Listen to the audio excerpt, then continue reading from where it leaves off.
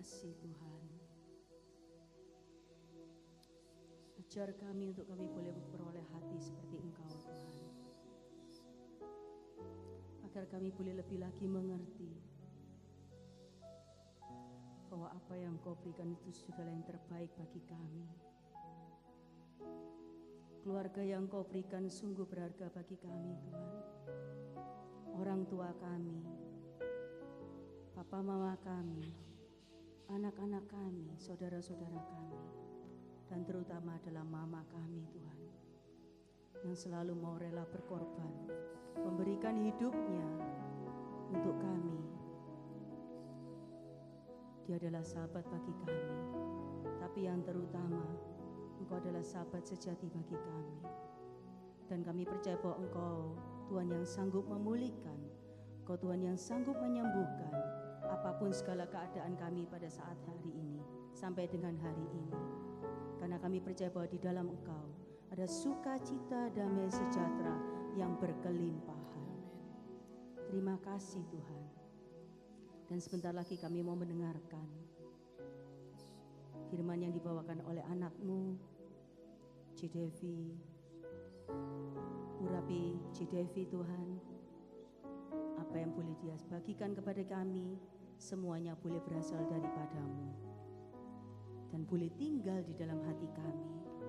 Thank you Jesus. Thank you for your blessing. Thank you for your grace. Thank you. Kemuliaan kepada Bapa dan Putra dan Roh Kudus, seperti pada permulaan, sekarang, selalu dan sepanjang segala abad. Amin. Cek. Selamat pagi semuanya, Shalom. Selamat pagi. Bilang ke kanan kiri, terima kasih ya sudah datang. Yang ke belakang depan juga terima kasih udah datang. Baik, udah siap Mulmet? Tema pada pagi hari ini adalah Mamaku Sahabatku. Ya, sebelum kita memulai, coba yang mama-mama bayangin anak-anaknya, anak-anak bayangin mamanya, ya. Bisa juga jadi mama, jadi anak kan pasti ya. Coba silahkan dibayangin mama-mamanya dan anak-anaknya. Oke, perkenalan dulu. Katanya kalau enggak kenal maka ya kenalan. Oke, nama lengkap saya Antonia Maria Devi Yuwana, cukup dipanggil dengan Devi. Ini dua anak saya ya. Anak saya ini kembar, buy one get one free karena waktu itu masa promo. Jadi ini nanti anak-anak muda nih ya, kalau kedepannya mau jadi mama, sebelum membuat anak itu harus berdoa dengan sungguh-sungguh supaya jadinya dua gitu ya. Mungkin juga karena saya terlalu sering didoakan, jadi memang waktu itu saya belum pengen punya anak. Setiap dimanapun didoain punya anak, setiap acara apapun didoain punya anak. Nah mungkin karena doanya bertumpuk-tumpuk nih ya, jadi waktu membuat langsung ditambahkan jadi dua. Oke, mamaku sahabatku, hari ini saya agak mellow, agak sedih. Karena saya kepinginnya sih hadir di sini bersama dengan anak-anak saya. Tapi kemarin satu datang, satu sudah pulang lagi, nggak bisa nganter pulang lagi. Jadi sekarang nanti hanya bisa melihat anak-anak lewat rekaman ya. Saya sempat meminta mereka untuk rekaman. Nah, saudara terkasih, kalau kita ngomong tentang sahabat, apa sih definisi sahabat? Sebelum kita ngomong sahabat, kita ngomong teman dulu ya. Teman itu apa? Cuman memiliki sifat hubungan biasa aja, masih ada perasaan canggung dan saling berhati-hati satu sama lain. Karena belum kenal dekat, cuman kenal biasa ya. Kalau sahabat itu apa? Sebuah pertemanan yang sangat dekat dan menjadi sangat akrab. Jadi kalau sahabat itu sudah saling kenal, saling tahu, sangat akrab, mungkin udah nggak ada sungkan-sungkannya, kejelekannya juga udah tahu, kekurangannya juga udah tahu, dan mungkin saling berbagi. Ya itu definisi sahabat. Ya. Coba teman-teman saudara terkasih sejenak aja merenung dalam hati. Kalau punya mama dan punya anak dibayangkan kedua-duanya dan bilang dalam hati, terima kasih mama, terima kasih anak-anakku. Kalau anak belum punya anak ya, bayangin mamanya bilang terima kasih mama ya. Saya juga bayangin mereka nggak ada, mudah-mudahan nanti mereka melihat siaran ulang. Terima kasih buat anak-anakku sudah menjadi anak yang luar biasa. Oke, kalau kita lihat tadi definisi dari kamus bahasa Indonesia. Kalau kita lihat kamus definisi persahabatan dari kitab suci, dari Yohanes 15 ayat 13 dikatakan apa? Yuk kita baca sama-sama, 3, 2, 1.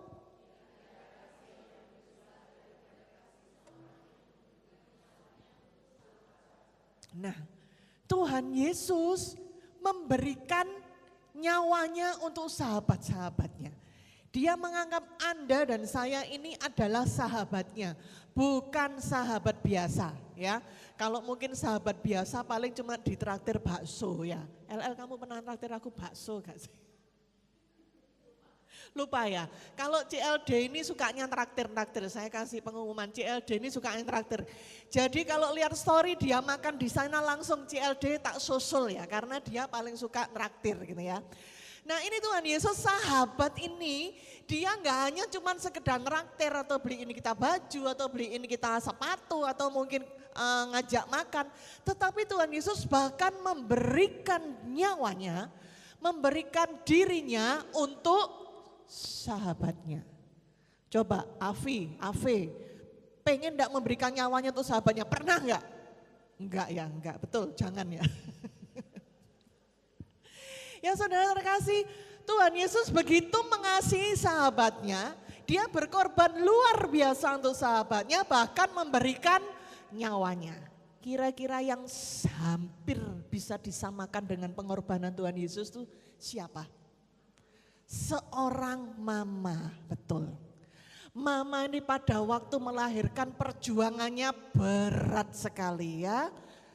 Sampai katanya saking sakitnya dipotong pun tidak terasa, digunting keres tidak terasa. Saking sakitnya itu namanya perjuangannya. Bahkan taruhannya adalah nyawa. Kita dengar berapa banyak wanita melahirkan sampai kehilangan nyawanya. Kita juga sering dengar bagaimana seorang mama lebih baik dia mati daripada menggugurkan kandungannya. Mama itu adalah seorang sahabat yang paling luar biasa. Mama boleh disetarakan dengan pengorbanan Tuhan Yesus yang memberikan dirinya, bahkan memberikan nyawanya supaya sahabatnya yang dikasih itu bisa lebih baik, menjadi lebih baik. Ya, kalau Tuhan Yesus nggak memberikan dirinya, sahabat-sahabatnya Anda dan saya, kita nggak tahu kita setelah selesai di dunia ini kita bakal kemana. Ya. Kita bakal kemana? Di dalam kegelapan yang kelam, di siksaan. Nah itu Tuhan Yesus gak mau. Dia lebih baik berkorban untuk Anda dan saya supaya kita tidak mengalami hal tersebut. Nah memang ya saudara terkasih, namanya mamah itu adalah sahabat pertama bagi seorang anak. Mamah itu cinta pertama bagi seorang anak. Dan bagaimana seorang mama mengasihi anaknya? Anaknya pun pasti sangat tergantung pada mamanya. Ayo ingat gak ini yang anak-anak? Atau kita sendiri mungkin gak ingat ya. Bagaimana seorang anak itu sangat tergantung sama mamanya. Sedikit-sedikit nyari mama. Bahkan kadang-kadang itu ya, saya masih ingat dulu anak saya. Suami saya peluk saya saja itu bisa tendang-tendang, diusir dari ranjang sampai papanya tuh didorong-dorong sampai jatuh dari ranjang ya. Megang saya enggak boleh, itu anak kecil. Mungkin anak-anaknya ada yang gitu ya. Ya gitu semua. Betapa yang namanya anak ini sangat cinta sama mamanya waktu kecil. Enggak bisa lepas dari mamanya, selalu nyari mamanya. Betul? Mungkin kita enggak ingat, tapi mama kita ingat pada kita. Nah begitu udah gede, perjalanan makin lama makin gede, kenapa bisa berubah? Kenapa anak ini nggak lagi nyari mamanya? Kenapa anak ini malah kok kalau bisa supaya nggak ketemu sama mamanya? Atau nggak ketahuan sama mamanya? Atau kalau pisah gitu seneng, ya kan? Kalau dulu mama, sekarang mamanya ngomong terus, siapa yang suka gitu ayo, ya? Mamanya ngomong dibantah, mama ini cerewet apa, ngomong nggak didengerin. Nah, kenapa kok bisa begitu? Kenapa ya bisa berubah itu kenapa? Apakah salah mamanya? Mama pasti protes, masa aku yang salah gitu kan? Apa salah anaknya? Enggak mau salah juga, enggak lah mama ngomong anak, yang anak ngomong mama. Mari pada pagi hari ini kita merenung, kita renungkan, kita lihat kira-kira salahnya di mana, atau yang sebenarnya gimana, atau yang seharusnya bagaimana. Ya, yuk kita lihat apa kata anak saya, kenapa kok enggak bisa jadi sahabat bagi, bisa setel. Oke, jadi berbicara tentang mamaku sahabatku dan kenapa kok kita sebagai anak ini balik. Sih kira-kira kita ya dari sisi Stop, gak kerungu. Ya, kemarin sempat rekaman anak saya, coba bisa diulang. Oke, jadi berbicara tentang mamaku sahabatku dan kenapa kok kita sebagai anak ini nggak bisa deket sama mama itu kenapa sih kira-kira? Kita ya dari sisi anak sebenarnya ada berbagai macam faktor yang mempengaruhi hal ini bisa terjadi. Yang pertama, kadang anak merasa itu kita terlalu dijudge. Misalkan kita memilih baju ini kayak mama kadang kan melarang, kenapa sih pakai baju kayak gitu? Loh ma, ini kan tren ini gaul, tapi kayak orang tua nggak bisa memahami kita, tapi orang tua lebih memilih untuk menjudge itu. Yang kedua, kadang mama ini nggak mau dengar karena mungkin mama merasa bahwa itu yang terbaik, tapi belum tentu itu yang terbaik buat kita. Misalkan kita nih mau beli barang, mah tas itu bagus loh. Enggak, ngapain kamu mending beli tas tempat lebih murah. Sehingga kita ini jadi males buat ngomong sama mama karena kita nggak mau, orang tua nggak mau mendengar kita.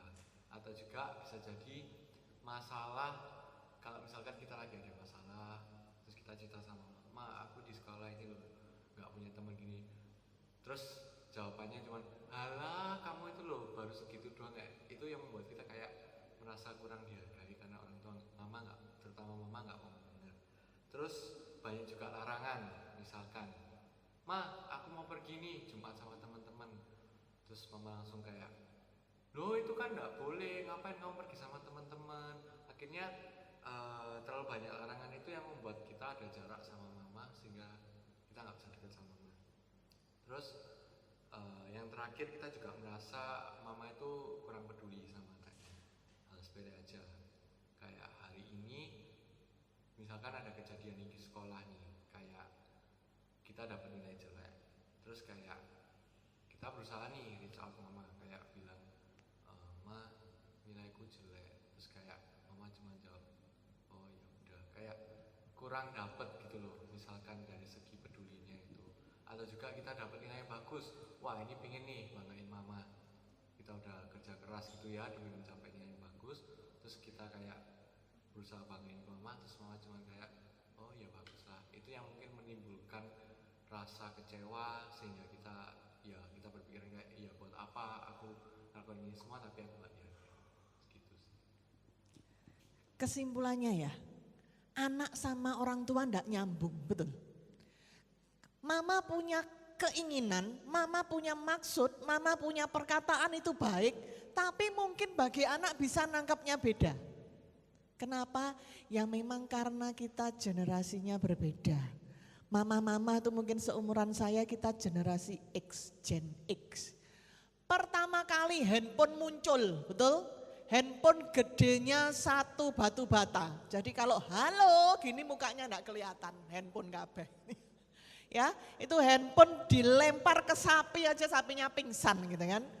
Kita dulu kalau mau nyalain TV, jalan, cetok gitu kan, mundur lagi, no elek, maju lagi, ganti channel cetok gitu ya, bener ya. Atau kalau mau dengerin radio kupingnya ditempelin sampai diputul, kresek-kreseknya hilang. Butuh proses. Zaman kita, Gen X, itu proses itu kita benar-benar butuh perjuangan. Mau telepon itu bisa keliling, nyari telepon umum misalnya ya. Anak sekarang apalagi yang Gen Z, waduh.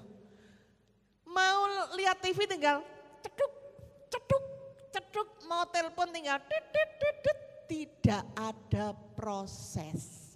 Anak sekarang itu yang penting hasil. Mungkin kalau zaman kita yang Gen X ini ya, kalau dilihat itu kelopaknya tuh ya di palu itu dong, itu kuat kita. Anak sekarang tuh mungkin ditutuk tuk, bisa hancur. Ya, mentalnya memang sangat kurang karena yang nggak bisa ngomong, pengaruh zaman karena semuanya serba mudah, semuanya bisa dicapai sehingga anak sekarang tidak mau mendengar, tidak mau melakukan yang namanya proses. Sehingga ngomongnya tidak nyambung. Tapi apapun itu saudara terkasih, saya mau katakan bahwa apapun itu tetap yang menentukan adalah orang tua. Yang menentukan adalah mama.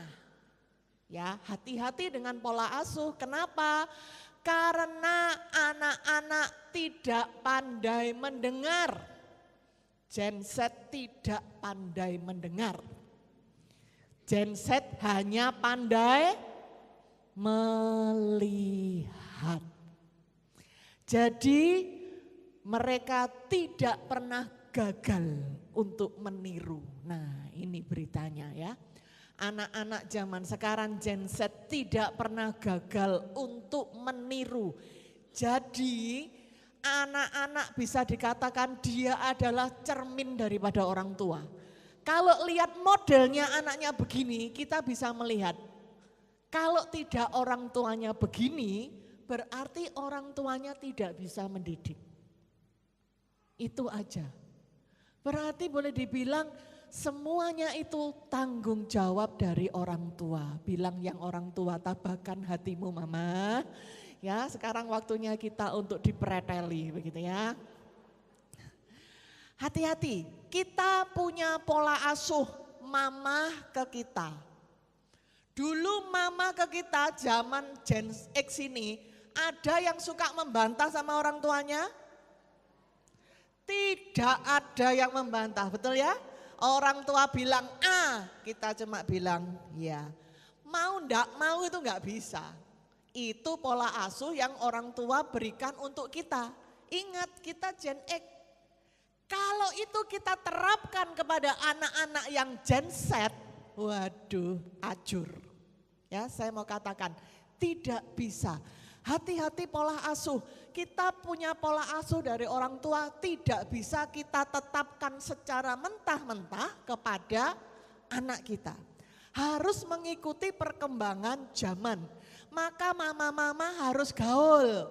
Mama-mama harus kan dulu kalau kita enggak ada namanya Google ya toh. Saya ingat waktu saya skripsi itu keliling dari satu kampus ke kampus yang lain, pinjam buku, buka buku tebel-tebel. Sekarang tinggal tanya Mbah Google. Ya, makanya sekarang juga kita harus mengikuti perkembangan zaman, kita ikut-ikutan Gen Z, kita juga harus pinter Google ya. Nah, apapun yang anak-anak lakukan, saya mau katakan itu tanggung jawab orang tua. Gampang enggak sih mendidik anak ibu-ibu? Susah betul ya, sangat susah mendidik anak, parahnya.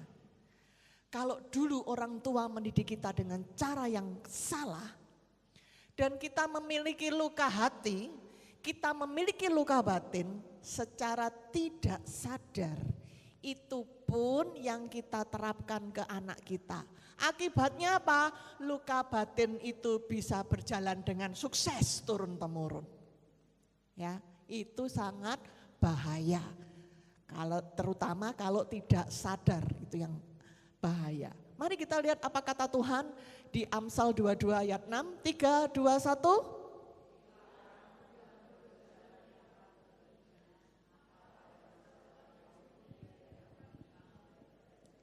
Didiklah anakmu pada masa muda. Supaya apa? Didikan itu dipegang sampai nanti mereka menjadi tua, sampai mereka menjadi orang tua, sampai mereka tua itu tetap dipegang dan itu adalah kebenaran dari Tuhan sendiri. Hati-hati, zaman sekarang yang dulu salah, zaman sekarang bisa benar loh saudara terkasih. Betul ya? Zaman dulu saya masih ingat ya, teman-teman saya SMA, saya enggak, saya baik gitu ya. Teman-teman tuh kalau nyari film bokep, tahu film bokep? Oh, nyamar.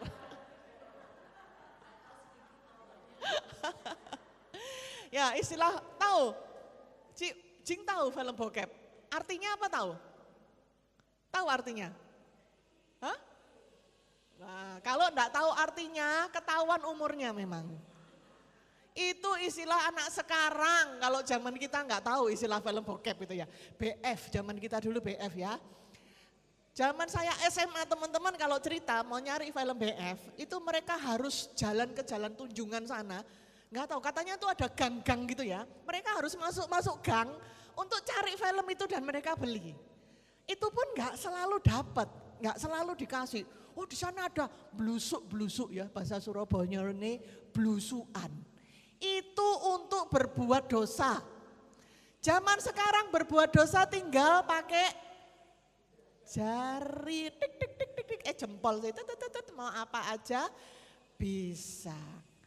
Nah untuk itulah perjuangan orang tua terutama mama ini berlipat susahnya. Udah genset sendiri susah, dosa itu gampang diretas. Dosa itu sangat gampang di mana-mana disediakan fasilitas berbuat dosa yang luar biasa. Dulu saya kos, dikasih peraturan paling terlambat pulang jam 9. Kalau tidak dikancing. Wah bingung. Kalau ada pesta Sweet 17 itu bilang, Mbak aku sungguhan ada pesta. Ya jam 9, enggak bisa jam 9, setengah 10 paling pol. Wah belum selesai sudah pulang. Sekarang begitu bebasnya bawa pacarnya masuk. Ya, dan itu enggak ada sungkan-sungkannya belas. Enggak ada isin-isinya belas karena sudah biasa.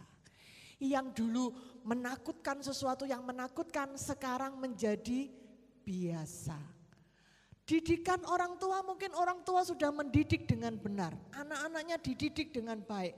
Tapi begitu meninggalkan rumah, banyak anak-anak tuh yang rasanya bebas lepas dari CCTV mamaku. Lupa kalau ada Tuhan.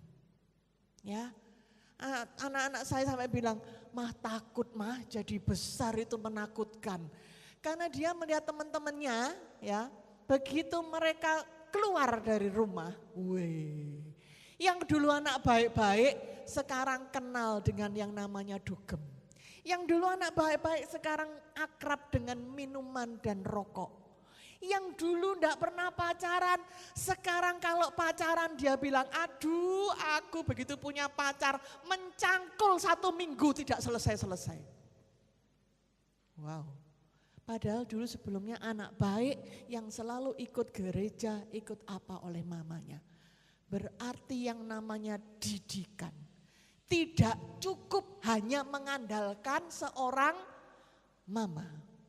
Harus benar-benar ditanamkan walaupun tidak ada mama, ada yang namanya Tuhan yang selalu melihat, Tuhan yang selalu ada. Mama terbatas matanya, mama terbatas daya jangkaunya, tetapi Tuhan tidak terbatas. Didik anak-anak kita supaya walaupun gak ada kita, tetap nanti itu didikan yang benar itu tetap mereka pegang. Ya. Nah, sekarang kita mau melihat tahap mendidik anak. Ada 4. Usia 0 sampai 5 disiplin, 6 sampai 12 training. Training itu jadi mengajari ini loh caranya begini-begini. 3 sampai 18 coaching, dari coaching itu mengawasi, melihat sudah bisa atau tidak. 18 tahun ke atas kita adalah persahabatan. Nah, mama-mama, anak-anak, yang namanya mama-mama itu seringkali ini itu campur aduk. Seharusnya 0 sampai 5 itu kan waktunya disiplin, nanti bisa berubah. Kita lihat satu persatu ya. Disiplin 0 sampai 5. Pernah enggak lihat anak mor sampai gulung-gulung minta sesuatu, bengok-bengok di plaza, di mall. Wah, pernah? Terus mamanya, aduh nak, iya nak, sudah mamanya tidak bisa menghadapi anaknya. Saya hanya mau katakan itu yang salah, siapa? Mamanya yang salah. Seringkali kita mendisiplinkan anak umur 0 sampai 5, itu malah yang disiplinkan sama anak itu mamanya. Kalah mamanya sama anak ya. Misalnya begini, ayo makannya dihabiskan, kalau enggak dihabiskan enggak dapat es krim. Ya kan? Ini kan mama yang buat peraturan toh. Anaknya enggak habis, enggak dapat es krim, nangis. Wah. Oh ya ini. Siapa yang kalah? Mamanya. Sekali anak itu tahu mamahnya kalah, dia akan bisa di atas angin dan menyatakan kekuatannya untuk mengalahkan mamanya.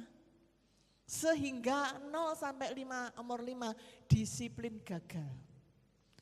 Mama tidak bisa mengendalikan anak, mama tidak bisa mengatur anak, mama tidak bisa menunjukkan aku yang berkuasa, kamu harus nurut sama mama. Enggak perlu seperti gambar nih ya, dipowendong, kamu tidak nurut, buang, kamu tidak nurut, dueng, enggak mungkin, enggak perlu seperti itu. Cukup tunjukkan sesuatu yang sayang tapi tegas. Ya. Mama bilang tidak, mama bilang habiskan, mama bilang makan dulu. Nah seringkali orang tua itu pakai bahasanya kebalik. Jangan nakal, jangan lari, jangan nangis. Yang didengar anak yang apa? Nangis, nakal, lari, itu yang didengar oleh anak. Pernah enggak nanya anak, sayang mana, mama atau papa? Papa. Sayang mana, papa atau mama? Mama. Karena yang didengar adalah yang kalimat akhir. Dan itu sudah terbiasa 0 sampai 5 kita gagal. Anak menjadi yang memimpin dan mendidik orang tua sesuai kemampuan, kemauan mereka. Ya. Bilang sama kanan kiri, tabahkan hatimu. Ya, untuk anak muda nanti suatu saat jadi orang tua, hati-hati 0 sampai 5 itu sangat menentukan. Di mana seorang anak berhasil atau tidak sangat ditentukan dari 0 sampai 5 tahun ini, ya. Saya dulu suka saya suka bercerita sama anak saya. Jadi kalau mereka mandi, saya tuh mandikan sambil, nak jadi anak yang pinter ya, nurut sama orang tua, harus baik ya. Saya selalu menggunakan kalimat positif dan itu saya ngoceh. Iya pinter, disayang Tuhan, baik. Selalu saya katakan kalimat-kalimat yang positif. Saya ingat, saya dengan suami saya tuh kalau pergi gitu kan, lebaran gitu ya, selalu pergi satu kantor. Kita bisa 2 bis gitu ya, kemana-kemana ya, biasanya yang jauh-jauh gitu. Selalu terdengar teriakan Tarsan di mana-mana. Oh, jadi mama-mama itu ya yang manggili anaknya, yang anaknya berantem, yang anaknya lari. Saya tuh dengan anak-anak selalu saya tenang aja. Anak-anak kalau mereka mau lari jauh itu mesti noleh mamanya. Terus mama bilang, ini kan lari. Kalau mama megang sesuatu, mesti noleh. Saya baru pegang. Kalau saya bilang enggak, cuman gini aja. Sudah begini ya. Kenapa? Selalu saya omong-omongi terus. Di mobil juga saya selalu ngomong hal yang positif, ngoceh terus yang positif, diajak pinter, iya ini cerita terus yang baik-baik terus ya. Yang kedua, usia training, usia anak-anak setelah ini usia SD lah. Kita mengajari mereka ya.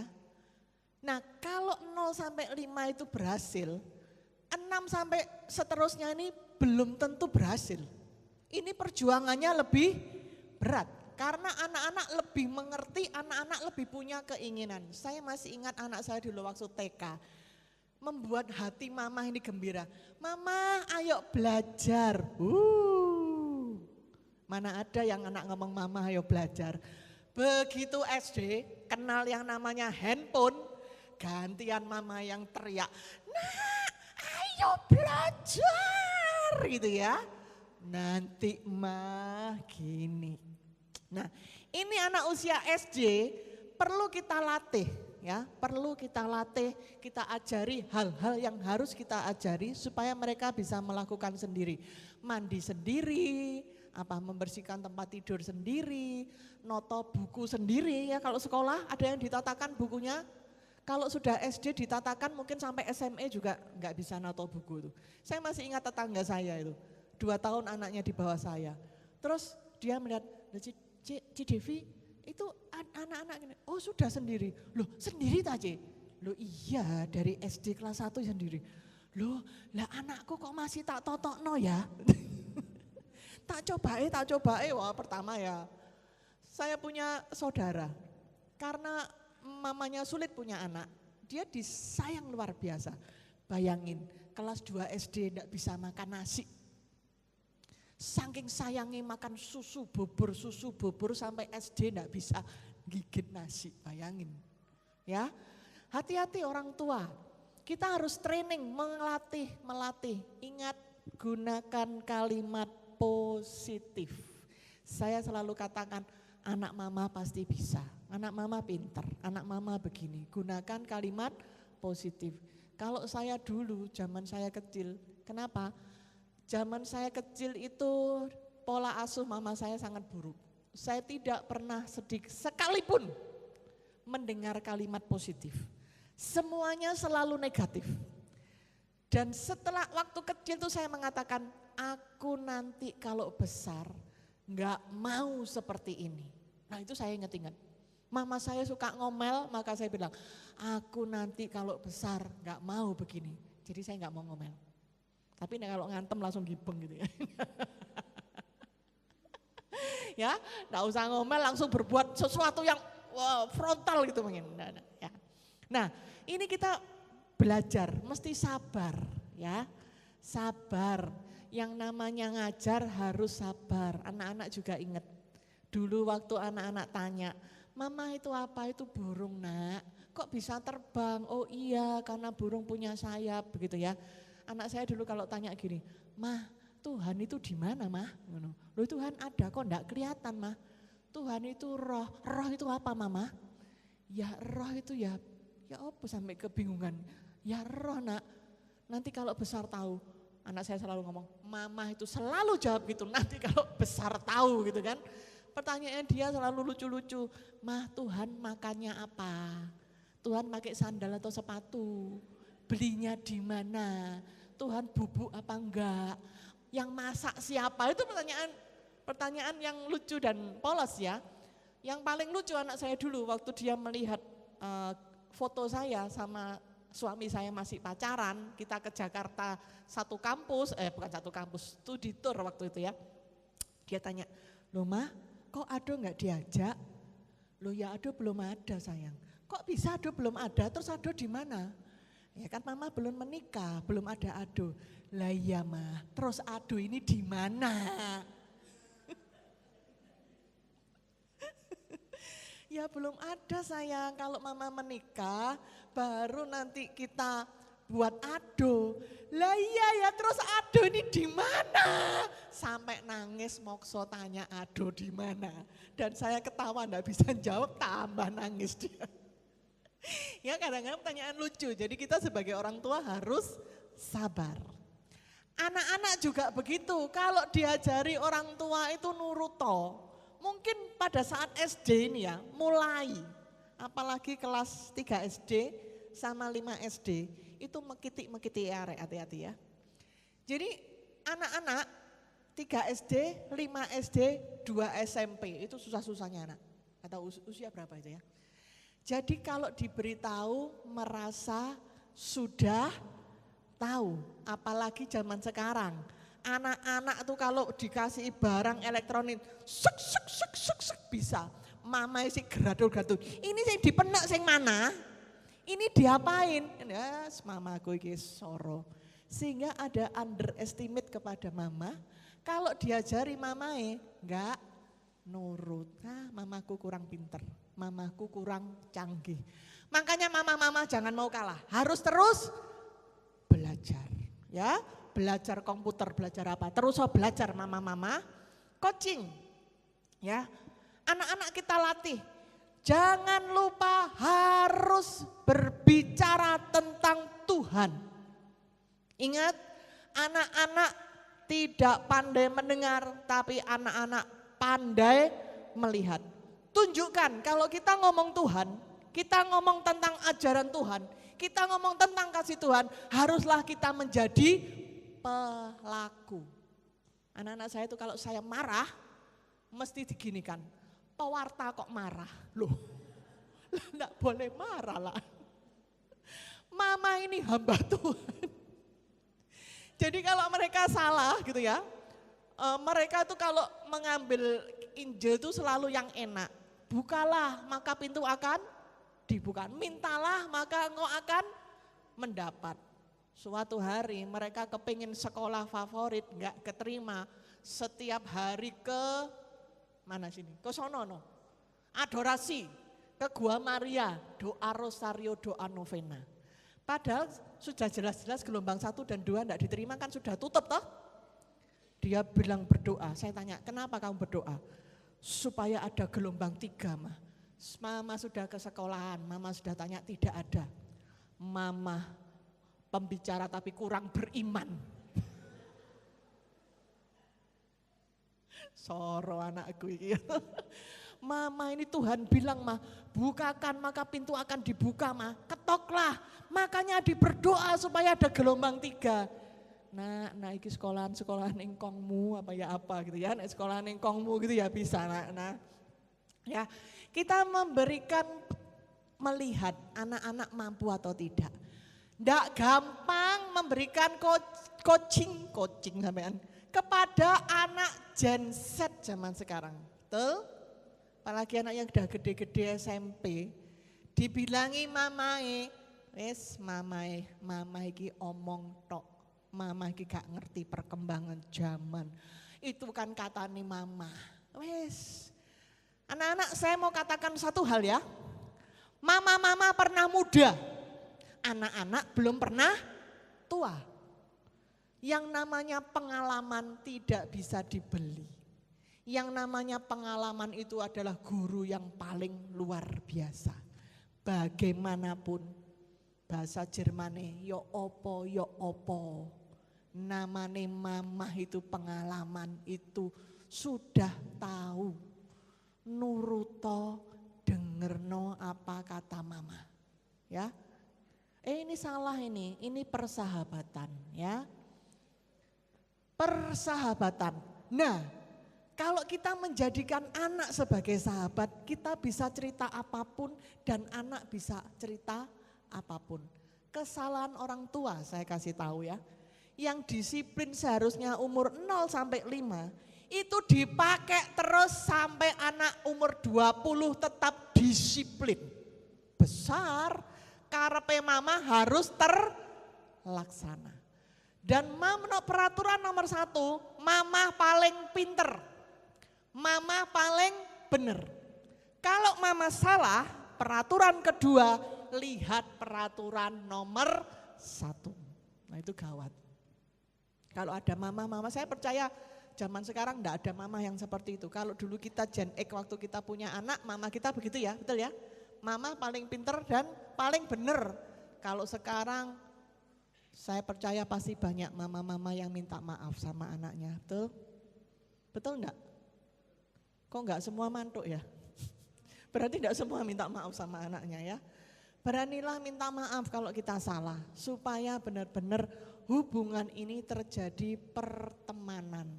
Kalau sampai anak mama ini salah menetapkan usia sudah SMP masih disiplin dan mama paling benar, anak-anak pasti akan memberontak. Nah, apapun yang terjadi, kesalahan yang terjadi, janganlah menyia-nyiakan didikan orang tua. Ayo kita lihat apa kata orang muda. Oke, sekarang kenapa sih anak-anak muda ini nggak mau dengar omongan mama? Pertama nih, buat teman-teman semuanya yang seumuran dengan saya, pasti kalian merasa, apalagi kalau kita udah memasuki masa remaja ya, kita pasti merasa kayak kita ini sudah dewasa, kita udah ngerti. Kayak apa sih mama ngomongin itu? Terus ya mungkin di depannya mama kita dengerin apa, tapi kan ya kita nggak mungkin dengerin kayak angin lewat gitu kan, masuk kuping kanan keluar kuping kiri, kayak ya udahlah. Tapi sebenarnya apa ya, hal ini itu sangat salah. Kenapa?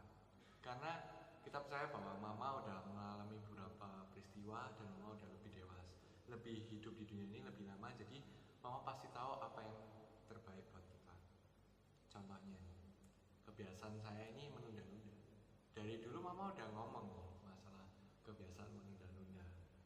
Dan ya sebagai anak muda yang pada umumnya, ya saya agak ya tidak mengelak apa omongan mama, tapi saya mengiyakan aja, tapi nggak dilakukan. Begitu beberapa tahun kemudian, akhirnya saya mulai sadar, wah ternyata omongan mama ini benar masalah menunda-nunda. Dan saya sempat berada di satu titik yang terlintas bahwa oh iya, seharusnya dari dulu nurut sih apa yang diomongin mama masalah menunda-nunda ini, harusnya nggak aku anggap enteng gitu.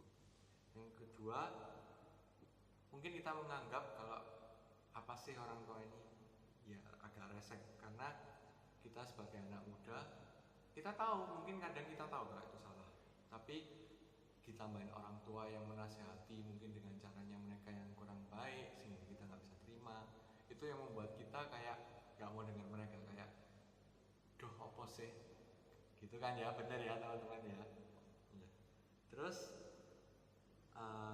kadang juga kita merasa kayak orang tua ini nggak pintar, dalam arti orang tua ini nggak gaul, tidak bisa mengikuti zaman yang sekarang lagi ngetrend, TikTok, Instagram, ya mungkin teman-teman merasa kayak mamaku ini terlalu old school, nggak ngerti sekarang budayanya gimana. Ya kalau ini saya nggak relate ya, nggak kejadian saya. Karena kenapa? Karena dari dulu saya selalu mendengarkan mama dimanapun dan kapanpun dan apapun yang mama beri masukan tentang saya, karena saya percaya bahwa apapun yang diomongkan oleh mama ke saya itu merupakan yang terbaik. Dan juga saya tahu nggak mungkin namanya mama itu nggak mau yang anaknya terbaik, betul kan? Ya dari situ kalau mama mulai nasihatin apa, mama mulai ngomong apa, saya terima. Dan saya kadang yang namanya anak muda adalah marahnya, adalah argumentasi, tapi yang perlu teman-teman ketahui bahwa apa yang mama lakukan dan katakan kepada kalian itu pasti yang terbaik buat kalian, karena mereka udah tahu dunia ini gimana, udah tahu jahatnya dunia ini gimana, dan suatu saat kalian akan teringat kembali bahwa oh iya, mama pernah ngomong kayak gini, oh iya, harusnya aku nurutin apa kata mama, begitu sih. Ya, oke, dengerin apa kata mama. Mari ibu-ibu yang namanya mama-mama, kita ngomong ke anak itu cukup sekali enggak? Kurang ya? Anak-anak kenapa sih kalau diomongin sekali kok kurang ya? Saya juga heran gitu ya. Dikatakan apa? Yuk kita baca 3, 2, 1. Haruslah engkau mengajarkannya kepada anak-anakmu dan membicarakannya apabila engkau duduk di rumahmu, apabila engkau sedang dalam perjalanan, apabila engkau berbaring, dan apabila engkau bangun. Firman Tuhan mengatakan supaya kita ngomongnya harus berulang-ulang. Supaya orang tua ini sabar, supaya orang tua ini tidak jemu-jemunya dan tidak capek-capeknya mengingatkan. Oke? Tapi kalau sampai kita salah melakukan, kesannya bagi anak-anak kita akan menjadi seperti bawel. Betul ya anak-anak muda? Betul ya? Kalau diomongi berulang-ulang bilang mama ini bawel. Betul ya? Betul apa betul? Tapi masalahnya kalau enggak diingeti, dilakukan enggak? Enggak. Loh ini lo enggak ketemu ya toh? Nek enggak diomongi, enggak melakukan, diomongi katane bawel, tidak ketemu. Maka harus kita namanya orang tua ini kita harus cerdik seperti ular dan tulus seperti merpati. Terus muter otak, gimana caranya supaya ngomong itu bisa kena kepada anaknya. Kalau kita biasa ngomel, dibilangin mama datang, lihat itu kotor, mama kan sudah bilang,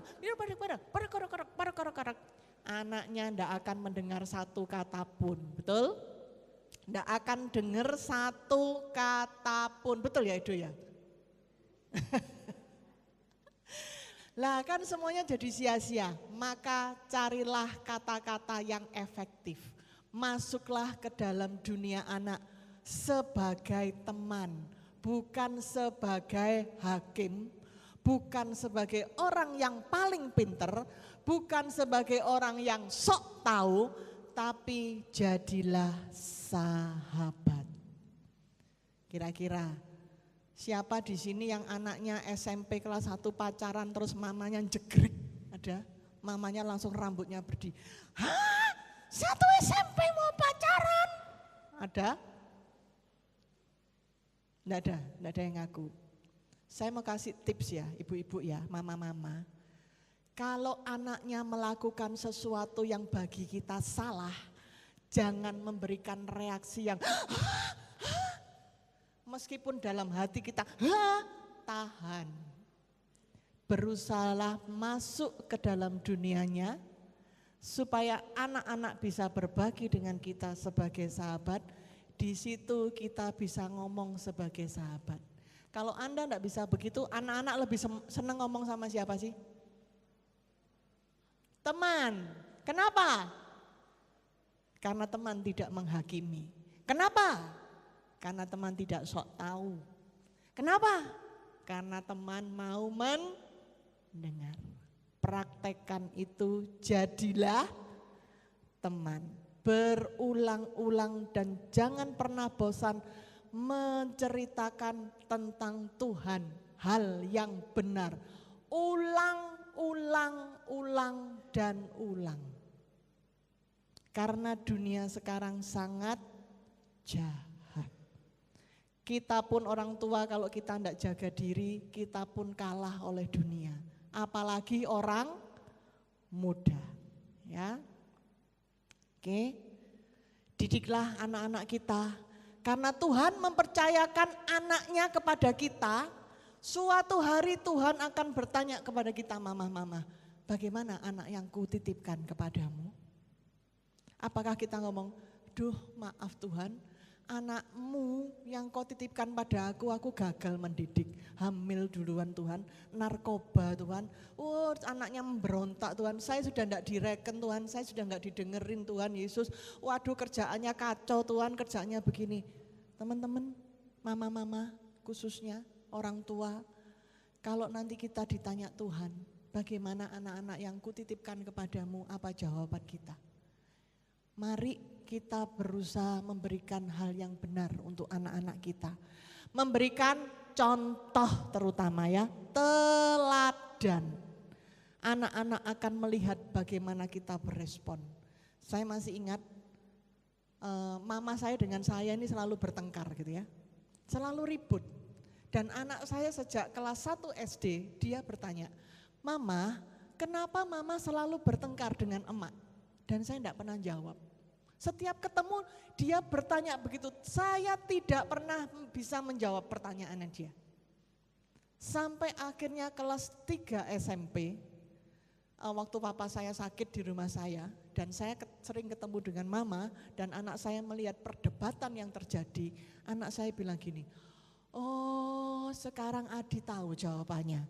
Kenapa mama selalu bertengkar dengan emak?"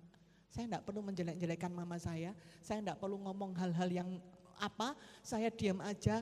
Tapi setelah mereka besar, mereka bisa melihat, ternyata memang emak yang bikin perkara mah. Ya, jadi anak-anak melihat, sampai pernah anak saya tanya pertanyaan seperti ini, "Loh mah, mama kok berantem sama emak terus tuh, apa mama ini enggak sayang toh nak, mah sama emak?" Terus saya bilang, "Loh kita pernah berantem enggak anak?" "Enggak, mama sayang." "Kenapa mama kok berantem sama emak?" Balik lagi saudara terkasih ya. Jadi apapun yang kita lakukan, apapun yang kita kerjakan, anak itu melihat. Ya, waktu saya jaga mertua saya jaga 14 jam sehari ya. Terus ipar saya marah sama saya, anak saya langsung jemput saya di rumah sakit. "Mama pulang sekarang, buat apa mama di sini? Ayo pulang, buat apa mama diginikan?" Tapi saya bilang, "Nak, mama gak ada urusan sama yang lain, mama mau jaga oma." Itu yang saya lakukan, mama mau jaga oma. Mama dengan oma baik nak, biar mama jaga oma. Supaya apa? Anak-anak bisa melihat. Ya, anak-anak bisa melihat bagaimana kita sebagai orang tua, kita juga mengurusi orang tua, kita berkorban untuk orang tua kita. Itu kita memberikan potret untuk anak kita. Amin. Ada suatu cerita, satu keluarga makan, terus orang tuanya mamahnya ini, orang tuanya itu ditaruh di meja yang terpisah, makanannya dibedakan, enggak diurusi, ini makan bersama yang enak. Si anak nyeletuk, "Pa, nanti kalau aku sudah besar, aku juga buat meja seperti itu ya, buat papa." Ya, potret kita, berikan potret yang baik untuk anak-anak, supaya anak-anak boleh melihat, bawalah Tuhan di dalam setiap yang kita lakukan. Sebagai penutup singkat saja 1 menit, ini yang anak yang satunya ya. Kalau saya sendiri Loh, bisa menjadikan mama.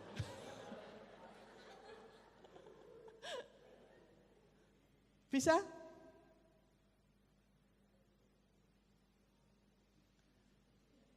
Oke.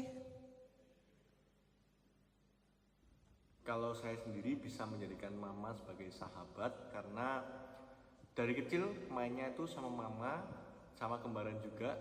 Dari kecil tuh sudah sering istilahnya gulat-gulatan sendiri ya sama mama.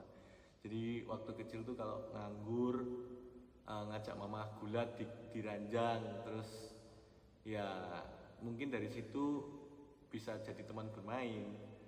Terus dari kecil juga sering diajak ngomong kayak, "Hari ini ngapain aja." Jadi saya bisa cerita apapun itu tentang keseharian saya. Terus masalah percintaan pun juga saya selalu cerita ke mama saya, karena bagi saya mama saya tahu yang terbaik buat saya, dan mereka pun juga ingin yang terbaik buat kita. Jadi saya selalu cerita ke mama saya.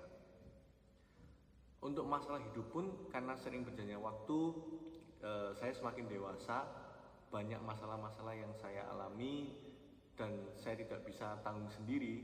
Jadinya karena dari kecil sudah terbiasa untuk diajak berbicara, diajak curhat, saya pun menjadikan mama saya ini sebagai wadah juga buat bertukar pikiran, buat menanyakan tentang kehidupan, dan juga nilai-nilai yang tidak diajarkan di sekolah, itu semua yang mengajari adalah mama saya. Maka dari itu mungkin saya bisa menganggap mama saya ini sebagai sahabat saya sendiri. Oke, jadi mama-mama Tadi kalau cerita anak saya gulat sama saya, itu saya benar-benar gulat. Jadi kita banting-bantingan, jegal-jegalan itu diranjang itu. Dari mereka kelas 3 SD sampai SMA saya masih digulat. Ya, kalau dulu SD saya selalu menang, SMA saya kalah. Jadi kita bisa ketawa ngakak gitu ya, gulat-gulatan sampai seperti itu. Dan kapan saya harus jadi teman, kapan saya harus jadi mama, kapan saya harus menjadi penasehat, kapan saya harus menjadi CCTV, kapan saya menjadi perpanjangan lidah Tuhan, minta hikmat sama Tuhan supaya kita bisa menjadi orang tua yang benar.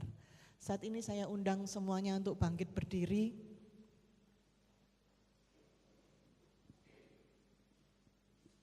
Kalau ada mama sama anak, tolong berdampingan ya. Mama, papa, anak, ayo berdampingan.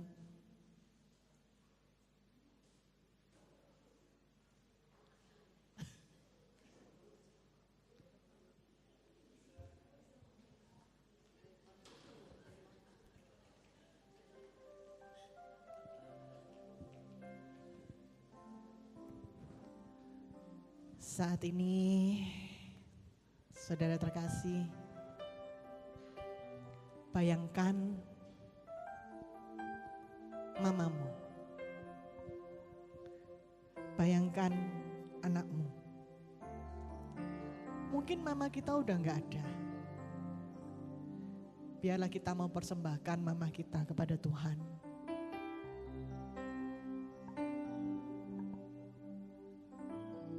Lihat keadaan kita, lihat keadaan anak-anak kita, lihat keadaan mama kita. Apakah aku sebagai mama sudah menjadi sahabat bagi anakku? Apakah aku sibuk menghakimi anakku sehingga anakku tidak bisa berbagi dengan aku sampai sekarang? Ataukah kita sebagai anak tidak mau berbagi kepada mama karena kita merasa mama tidak ngerti, mama nggak paham, mama kurang pinter, mama nggak tahu apa-apa. Ingat, Tuhan Yesus sudah mati bagi kita semua.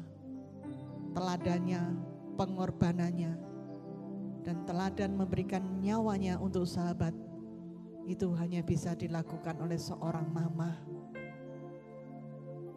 Cinta mama kepada anak luar biasa. Mungkin gak bisa sebanding dengan cinta anak kepada mama. Saat ini bayangkan engkau, Tuhan, Yesus, mamamu, dan anakmu. Mungkin kita masih punya masalah dengan mama kita. Mungkin kita punya masalah dengan anak kita. Saat ini biarlah kita mau bereskan itu semua bersama dengan Tuhan Yesus yang menjadi juru penengah di antara kita. Kita mau berjanji menjadi mama yang baik. Kita mau minta maaf kepada anak-anak kita kalau kita bukan mama yang baik, belum menjadi mama yang baik, masih melakukan banyak kesalahan dan kekurangan. Kita sebagai anak, kita juga mau minta maaf kepada mama kita kalau kita menyakiti hatinya, kalau kita melukai hatinya, dan kita belum berbuat seperti yang Tuhan mau. Bayangkan Tuhan Yesus ada bersama dengan engkau dan mamamu saat ini. Saat tangan kecilku mulai terbuka dan mata ini memandang dunia, Bayangkan cinta mamamu, rasakan belayang kasih tiada batasnya. dengan penuh cinta, sukacita menerima engkau. Penuh cinta. Ingat sukacita mama. Saat kakiku mulai melangkah, Dengan penuh kesabaran menuntun kita. lihat harapan di wajahmu, Penuh cinta, berharap banyak kepada harapan anaknya. yang terbaik untuk diriku. Bayangkan mama Aku kita. dinaikkan dan setiap saat namaku disebut. Terima kasih untuk cinta, terima kasih untuk keluarga yang indah.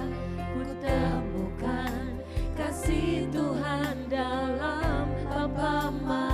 Oh, terima kasih Setiap Tuhan. hari ku bersyukur pada Tuhan untuk keluarga yang indah. Papa, Mama, Engkau yang terbaik. Saat ini katakan kepada Tuhan Yesus, terima kasih Tuhan. Mamaku mungkin bukan sempurna, tetapi terima kasih kalau aku boleh punya mama dengan segala kekurangannya. Juga untuk mama, naikkan syukurmu dan terima kasih karena Tuhan sudah berikan engkau anak-anak yang luar biasa. Bilang kepada anak-anakmu, terima kasih engkau luar biasa. Sudah menjadi mama, sudah menjadi anak mama yang luar biasa. Saat ini saya undang teman-teman pendoa ke depan. Jika ada dari antara teman-teman, dari Anda semua yang butuh didoakan, karena merasa bersalah kepada mamanya, merasa bersalah kepada anaknya, tidak tahu apa yang harus dilakukan, saat ini mau datang kepada pendoa, minta didoakan. Anak-anak juga, kalau ada kesedihan, ada apapun itu, minta butuh didoakan, datangi pendoa. Bayangkan terus mamamu, bayangkan terus mamamu. Saat tangan kecilku mulai terluka dan mata ini memandang dunia, ku rasakan belayar kasih tiada batasnya, diiringi tawa penuh cinta. Mari kita mau doakan mama kita. Saat kakiku mulai melangkah, Bawa mamamu dalam doa. ku lihat harapan di wajahmu, harapan yang terbaik untuk diriku. Kalau mama sudah sering mendoakan Aku kita, dinaikkan mari saat ini kita yang dan mendoakan mama setiap kita. saat namaku disebut. Terima kasih untuk cinta, terima kasih untuk keluarga yang indah. Ku temukan kasih Tuhan dalam Bapa Mama. Setiap hari ku bersyukur pada Tuhan untuk keluarga yang indah. Mama, silakan mendoakan anaknya masing-masing. Kalau di sini ada anak muda tidak bersama dengan orang tuanya, tolong didoakan. Ini aja. Terima kasih untuk cinta, terima kasih untuk keluarga yang indah. Ku temukan kasih Tuhan dalam Bapa Mama. Setiap hari ku bersyukur pada Tuhan untuk keluarga yang indah. Papa, Mama, Engkau yang terbaik. Doakan anak-anakmu. Kalau di sini ada anak muda,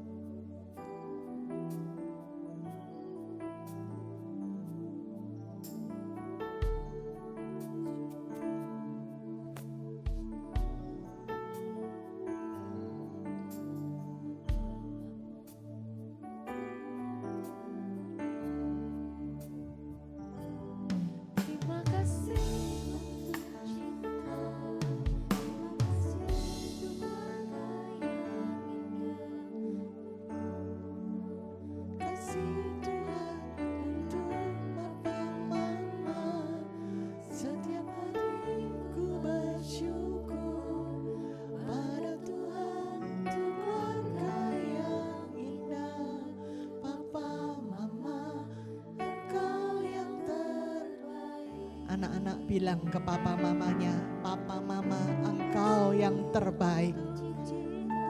Katakan dengan penuh cinta, "Mama, papa, engkau yang terbaik."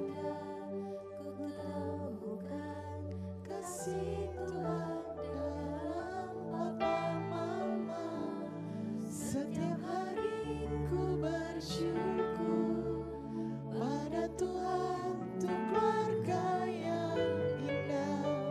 Papa mama, engkau yang terbaik. Benar Tuhan, terima kasih. Ajar setiap kami mulai hari ini, untuk kami boleh menjadi orang tua yang baik, untuk kami boleh menjadi anak yang baik, untuk kami boleh hanya memandang Engkau saja. Engkau yang mengajar kami melalui orang tua kami, Engkau yang mendidik kami melalui orang tua kami. Ajar kami terus Tuhan, dan biarlah Engkau juga memberikan hikmat kepada kami para orang tua, untuk kami boleh menjadi perpanjangan lidahmu, perpanjangan tanganmu, perpanjangan hatimu, perpanjangan segalanya untuk membawa anak-anak kami sesuai dengan kehendak-Mu. Terima kasih Tuhan Yesus, terima kasih. Terus ikat hati antara anak dan mama ini. Terus satukan hati anak dan mama, supaya kami semakin hari semakin indah di hadapan-Mu. Terima kasih Tuhan. Kemuliaan kepada Bapa, Putra dan Roh Kudus, sekarang selalu dan sepanjang segala. Amin.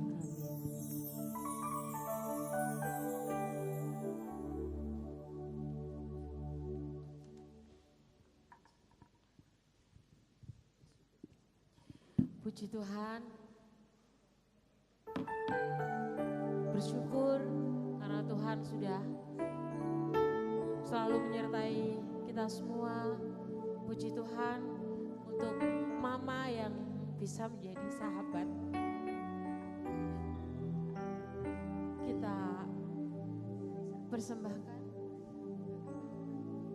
yang terbaik dari kita masing-masing, sambil tetap mendoakan untuk mama-mama kita, untuk anak-anak kita.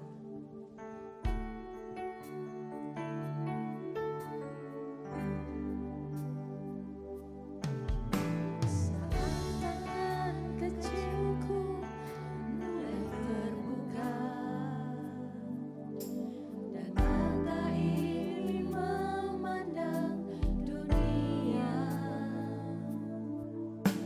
ku rasakan belayar kasih tiada batasnya, diiringi tawa penuh cinta. Saat kakiku mulai melangkah, kulihat harapan di wajahmu, harapan yang terbaik untuk diriku. Doamu dinaikkan dan setiap saat namaku disebut.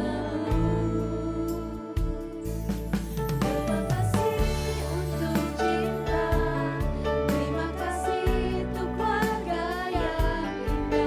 Ku temukan kasih Tuhan dalam papa mama. Setiap hari ku bersyukur pada Tuhan untuk keluarga yang indah. Papa mama, engkau yang terbaik. Terima kasih untuk cinta, terima kasih untuk keluarga yang indah.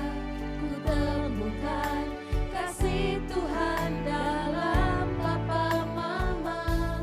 Setiap hari ku bersyukur pada Tuhan untuk keluarga yang indah. Papa mama, engkau yang terbaik. Papa mama, engkau yang terbaik.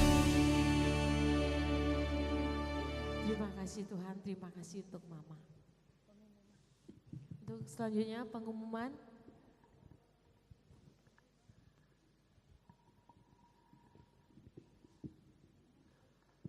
Untuk tema bulan Juni, dari PD PKK Santa Teresa Avila, mulai dari 3 Juni sudah berumur tapi puber lagi, tanggal 10 Juni Good Friend versus Bad Friend, 17 Juni One Time Commitment, dan 24 Juni Talk Show tentang komitmen dan relationship.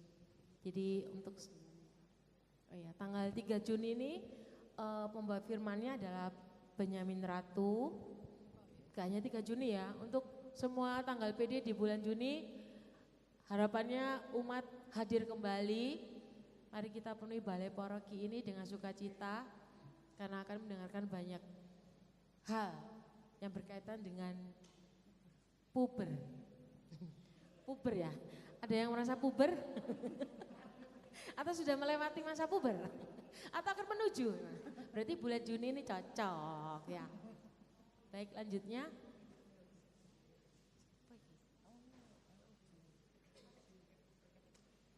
Tanggal 17 Juni acara Grand Feast Surabaya mengundang. Ini adalah Lord acara of dari Jesus. LOJ ya. Ada dua atau 3 teman kita dari LOJ ya. Teman-teman kalau mau cari informasi, mau tanya-tanya atau mau beli tiket bisa langsung kepada yang bersangkutan. LOJ Grand Feast Surabaya 2023. Jadi ini acaranya kapan, terus ada ngapain aja, nanti teman LOJ di belakang akan siap untuk ditanya-tanyai. Ya. Oke, next. Ini ada camping rohani dibuka kembali setelah 3 tahun lamanya kita nggak pernah camping. Tapi untuk yang siswa sudah tutup pendaftarannya karena kuotanya sudah full. Ini cuma sisa tinggal mahasiswa aja. Jadi buat kalian yang punya anak mahasiswa SMA kelas 3, pekerja muda, belum menikah, boleh banget disuruh ikut camping rohani di Tumpang.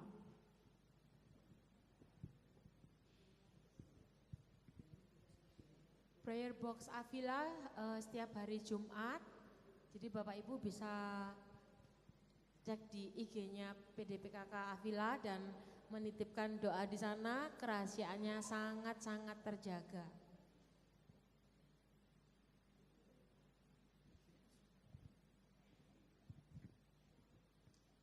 Baik Bapak Ibu yang dikasihi Tuhan, saya percaya bahwa kalau tadi kita boleh mendengar dari Bu Devi bahwa bagaimana kita boleh menjadi seorang mama, saya percaya bahwa kita akan dibuat menjadi lebih sabar dan lebih nanti menjadi sahabat daripada anak-anak kita. Amin.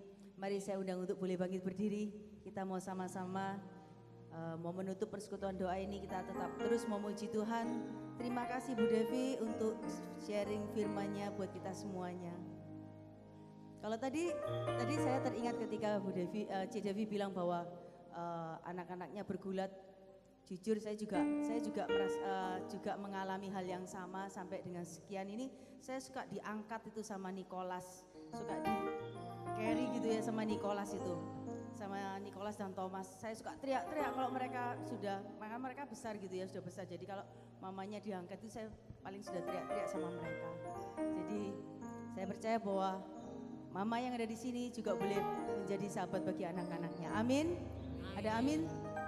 Saudara-saudara, baik saat ini kita mau tutup, kita mau tetap bersuka cita sebab Dia Tuhan Yesus yang baik, Dia mengasihi setiap daripada kita dan Dia akan sanggup memulihkan keadaan kita semuanya. Amin.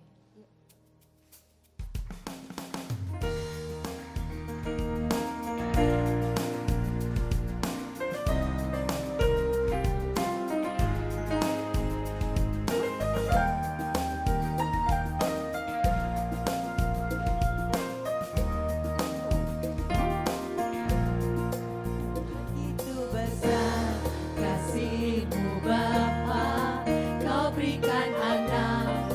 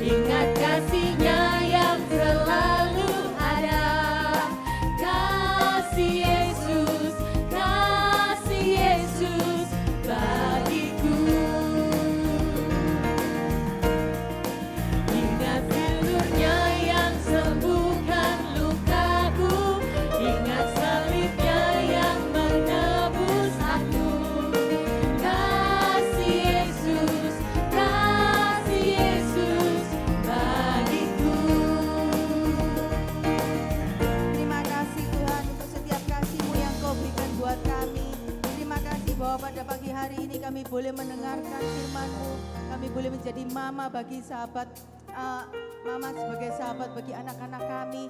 Terus ajarin kami Tuhan untuk kami boleh bersabar, ajarin kami untuk tetap terus boleh menjadi mendampingi anak-anak kami sehingga mereka boleh nanti anak-anak yang sudah Engkau titipkan kepada kami dan kami boleh mendidik dan menjadi sahabat dan menuntun setiap langkah mereka untuk mereka boleh menjadi orang-orang yang sukses. Terima kasih Tuhan, Engkau Bapa yang sungguh baik, Engkau Bapa yang mengasihi kami. Amin. Bapa dan Putra dan Roh Kudus.